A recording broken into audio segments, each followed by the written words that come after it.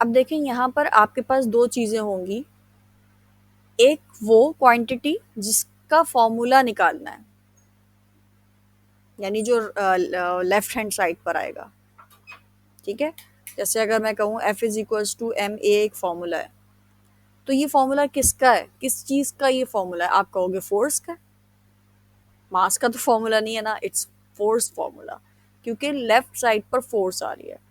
तो यानी left side पर वो क्वांटिटी होगी जिसका फॉर्मूला ड्राइव किया जा रहा है, और राइट साइड पर वो क्वांटिटीज़ होंगी जो आपको बताई जाएंगी कि इन क्वांटिटीज़ को आप इंक्लूड करें, ठीक है। जैसे यहाँ पर अगर मैं पढ़ूँ, पढ़ो इसको, क्वेश्चन को क्या कह रहे हैं,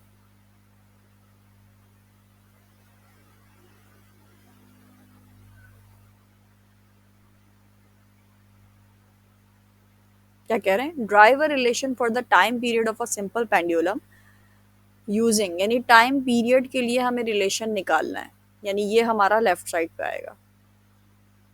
using dimensional analysis the various factors depend on which the time period में डिपेंड ऑन, यानी बहुत जो फैक्टर्स टाइम पीरियड पर डिपेंड करते हैं वो क्या क्या हैं।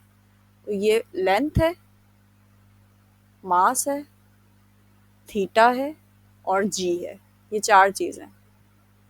अब आपने पहला स्टेप क्या करना है, लेफ्ट साइड पे वो क्वांटिटी रखी जिसका फॉर्मूला निकाल रहे हैं, प्रोपोर्शनलिटी साइन लगाया और इन तमाम चीज़ों को मल्टीप्लिकेशन के फॉर्म में लिख दिया, सीधा सीधा।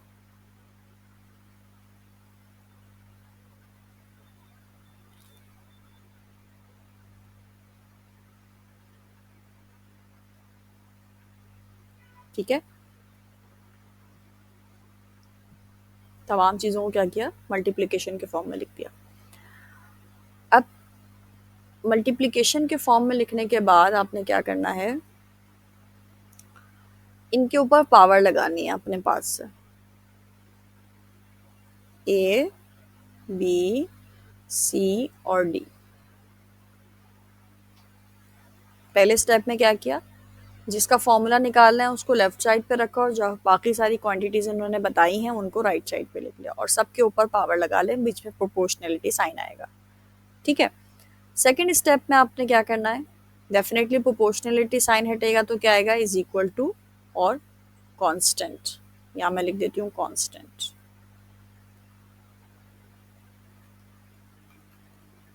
और इस कांस्टेंट को आप डायमेंशनल एनालिसिस के थ्रू नहीं निकाल सकते। ये जो CONSTANT कांस्टेंट लिखा है, ये एंड तक ऐसे ही चल रहा होगा, इसका हम कुछ नहीं कर सकते। डायमेंशनल एनालिसिस के थ्रू कांस्टेंट की वैल्यू निकाली नहीं जा सकती, इसके लिए एक्सपेरिमेंट्स रिक्वायर्ड होता है, ठीक है। तो ये तो ऐसे ही रहेगा, बाकी ये सारी चीज़ें एज इट इज़ आ जाएंगी नीचे।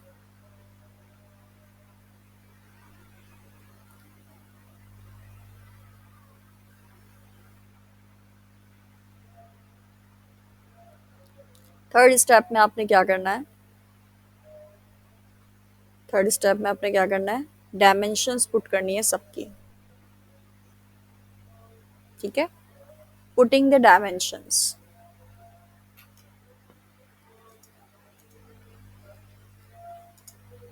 सबकी डायमेंशंस लिखो, सबकी जगह।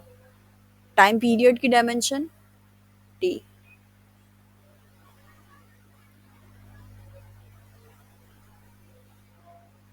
कांस्टेंट एज इट इज आ गया, सही है। लेंथ की डायमेंशन एल, एम मास की डायमेंशन, समीहा, मानूर और महर, समझ आ रहा है।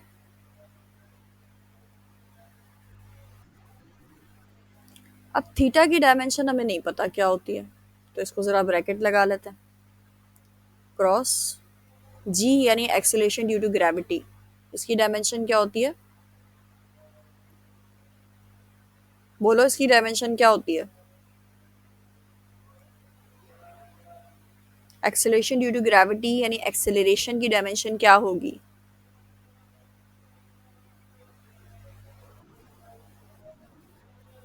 LT-2, फ़ौरन बोला करो, ये चीज़ें याद हो जानी चाहिए अभी तक। LT-2, सही है। अब थीटा की डायमेंशन नहीं पता, थीटा की डायमेंशन निकाल लेते हैं। हमारे पास वो फॉर्मूला होता है ना, S is equals to R theta, याद है? आर्क लेंथ का फॉर्मूला, थीटा क्या होता है? S upon R. S distance या आर्क लेंथ और R radius. But problem is that कि इसकी लेंथ, इसकी भी डायमेंशन एल और नीचे वाले की भी डायमेंशन एल,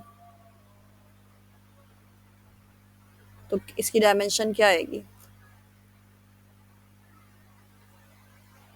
आपकी बुक में ऐसे लिखा हुआ है एल एल माइनस वन। क्या लिखा हुआ है? L L minus one. Otherwise for convenience आप यहाँ लिख दो, या एक चीज, एक लाइन मेंशन करो, since theta has no dimension, और इस चीज को ओमिट कर दो, इस चीज को खत्म कर दो, ठीक है? लेकिन जैसे बुक में कराया है मैं भी वैसे ही करा रही हूँ, ठीक है? अदरवाइज आप यहाँ मेंशन करो कि इसकी तो कोई डायमेंशन ही नहीं है, तो इस स्टेप को ही खत्म कर दो, हटा दो यहाँ से। अंडरस्टूड? फिलहाल मैंने ऐसे लिख दिया। अब नेक्स्ट स्टेप है आपका कंपेयरिंग डायमेंशंस।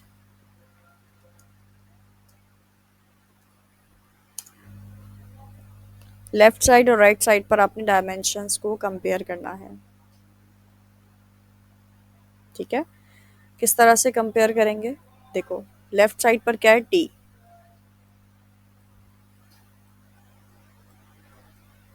टी की पावर क्या है?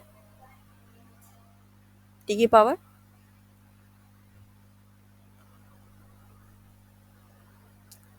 बताओ, टी की पावर क्या है? वन है ना? राइट साइड पर टी की पावर क्या है? यहाँ नहीं है, यहाँ नहीं है, यहाँ नहीं है, यहाँ है। टी की पावर क्या है? -2d। ये जो बाहर d है ये l के ऊपर भी है और ये 2 के साथ भी है, तो ये -2d। ओपन करूंगी तो ऐसे ही 2d आ जाएगा, -2d। टी कंपेयर हो गया। अब नेक्स्ट है l। क्या लेफ्ट साइड पर कोई l है? लेफ्ट साइड पर कोई l है?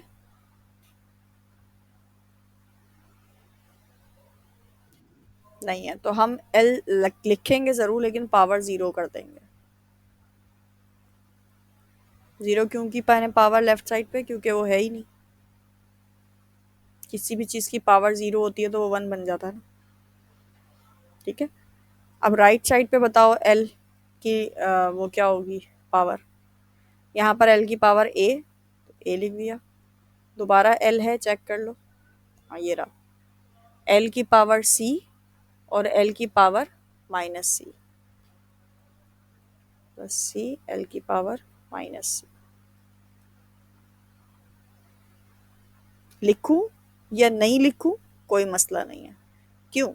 सी से सी कट जाएगा। तो मैं ये कह रही थी, समीहा आप पूछ रही थी ना कि ये क्या समझ नहीं आ रहा था, तो इसको लिखना या ना लिखना बराबर है, क्योंकि ये देखो सी मैंने लिखने की अच्छा सी तो नहीं लिखना है।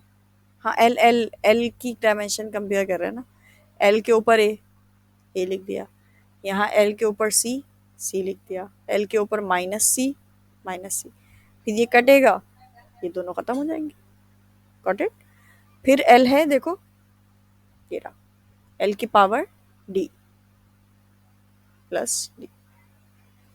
बताओ यहाँ तक क्लियर है? साथ साथ कॉपी हो रहा है?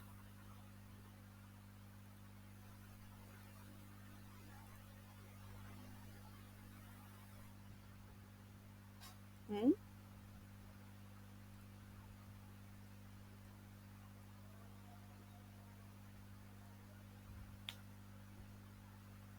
बोलो तो आगे चलूं फिर।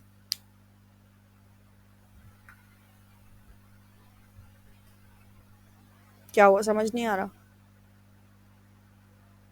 हम्म, समझ नहीं आ रहा तो पूछ लो, सन्नाटा क्यों है? आ गया समझ, समीहा?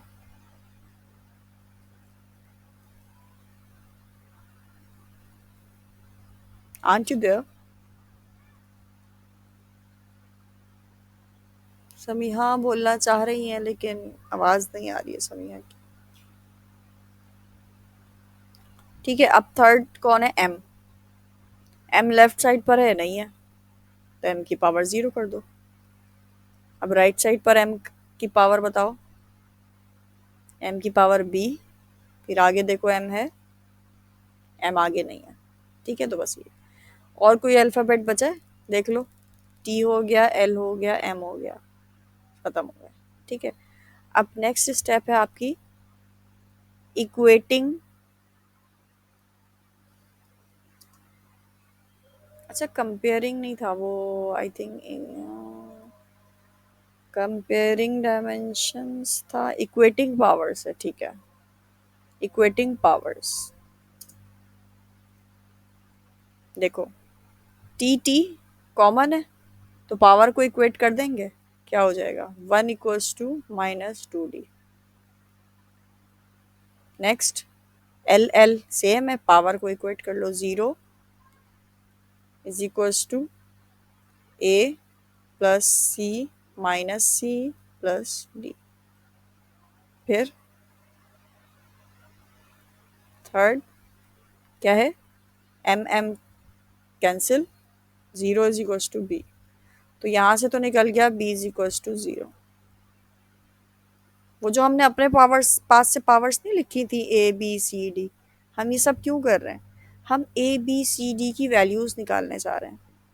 हमने तो अपने पास से लिख दिया था ना, अब हम निकालने जा रहे हैं कि A B C D की वैल्यूज़ क्या हैं। डी की वैल्यू क्या आ गई? -2 नीचे भेज दो, तो इट विल बिकम 1/-2। माइनस को ऊपर लिखो या नीचे लिखो, एक ही बात है, मैंने एक जगह लिख दिया माइनस। डी आ गया, बी आ गया, सी से सी कट गया, A + D = 0।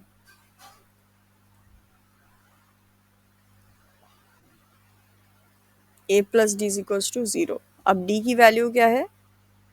-½ वैल्यू पुट कर दो, plus minus minus minus half उधर चला जाएगा तो क्या हो जाएगा? A = +½ सी कट गया, तो सी को 0 इमेजिन कर ले। सी तो बेचारा कट गया ना, तो सी को 0 कर लेते हैं। अब ये तमाम जो वैल्यूज़ आई हैं, अब इसको क्या करोगे? इसको कह दो इक्वेशन नंबर 1। जो सेकंड स्टेप वाली इक्वेशन है ना, इसको कह दो इक्वेशन नंबर 1। और इक्वेशन नंबर 1 में ये तमाम वैल्यूज सब्सटीट्यूट कर लो। लिखो, put all these values in equation 1। करो, इक्वेशन 1 क्या है? ये है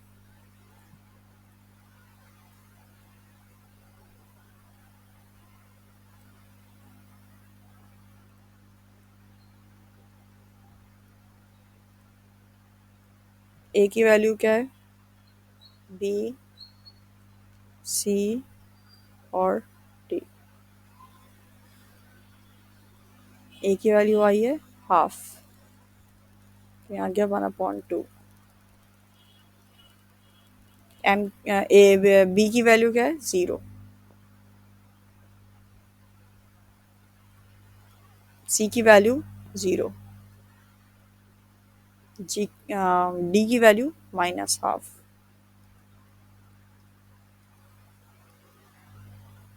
ये डी की वैल्यू आ गई -½ अच्छा, अब देखो, t = constant, t constant.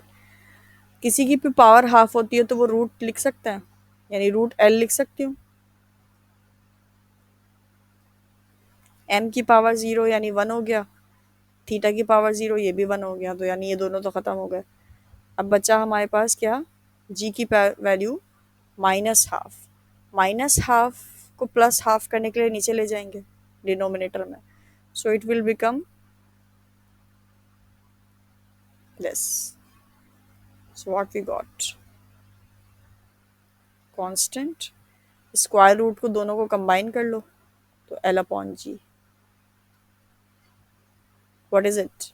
Time period of the simple pendulum. If I ask what is the value of constant, because you remember the formula of the time period of the simple pendulum, constant की value क्या होती है? 2 pi. 2 pi under root L upon G होता है ना.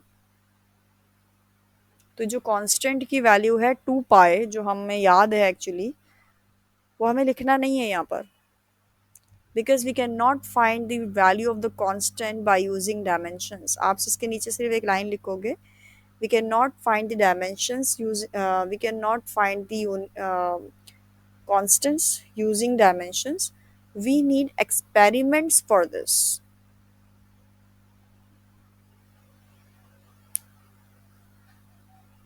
तो यानी आप इतने, अब आपको इतनी अच्छी फिजिक्स आ गई है कि अब आप फॉर्मूले ड्राइव कर सकते हो. मैं आपको कोई सा भी फॉर्मूला दूं आप निकाल लोगे, बट प्रॉब्लम क्या है कि आप कांस्टेंट की वैल्यू नहीं बता सकते.